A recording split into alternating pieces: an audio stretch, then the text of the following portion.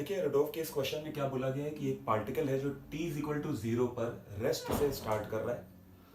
Tangential acceleration हमेशा constant है, given है a पॉजिटिव कांस्टेंट दिया है, और जो नॉर्मल एक्सेलरेशन है वो दिया गया है bt पावर 4, जहां पर b एक कांस्टेंट है।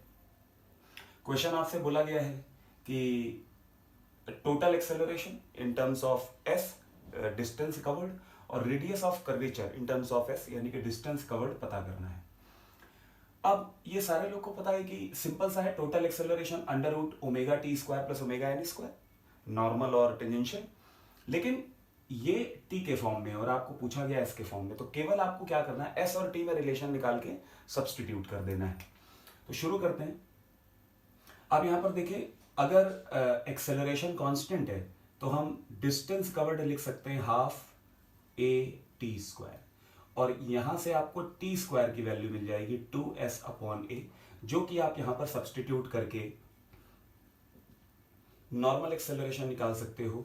देखिए ये टी स्क्वायर है तो ये टी स्क्वायर स्क्वायर लिखा जा सकता है 2s अपॉन ए स्क्वायर, तो ये आ जाएगा 4b अपॉन ए square S square. Clear?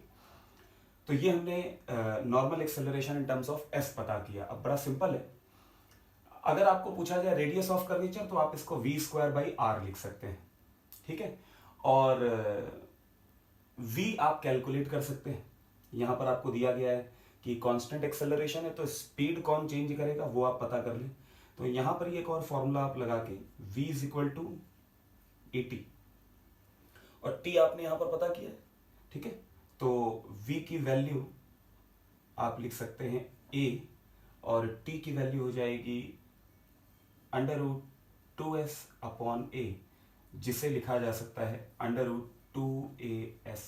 Clear है? अब आपसे जो दो क्वेश्चन पूछे गए उनके आंसर पे आते हैं।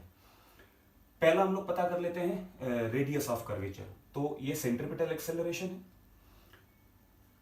Normal acceleration is equal to v square by r, तो आर की वैल्यू वी स्क्वायर हम लिख सकते हैं 2as, ठीक। और नॉर्मल एक्सेलरेशन की value 4b s square into a square. तो यहां से सॉल्व करके आप लिख सकते हैं ए cube upon 2bs।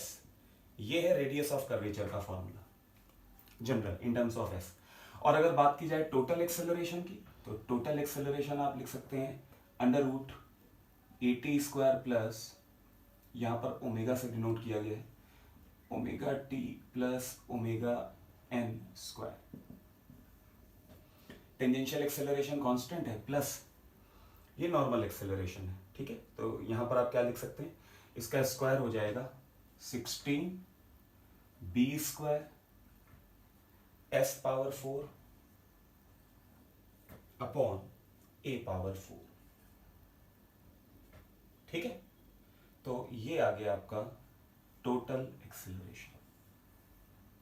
Okay, note करिए इसको।